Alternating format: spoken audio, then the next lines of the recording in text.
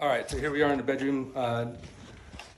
Aside from checking out all the outlets, making sure there's no shenanigans going on with the wiring, like not double bonding that's in the panel, like hot neutral reverse, open ground,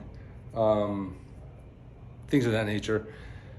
I also check under every window, not only with the FLIR infrared camera, because the infrared camera it's really good. It's only gonna check the surface temperature of the paint. It can't go past that. If the wall's wet beyond that, but the paint's dry, it's not gonna show anything. My moisture meter goes about a ½ inch into the building material, so you always have to use both. So you're scanning like that, looks all good, right? I've already checked that wall with the moisture meter.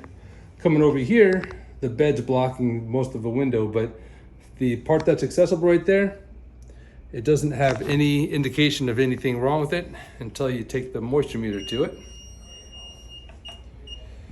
And you'll see 99.9. That's the highest that thing reads. And it's not just there, it's there, it's there, it's there. So it could go over there too. Most probable cause, the window's not caulked on the outside. Could be mold growth going behind there, don't know. This is a non-invasive inspection, so just recommend repair. That and potentially over there as well. Let's keep looking.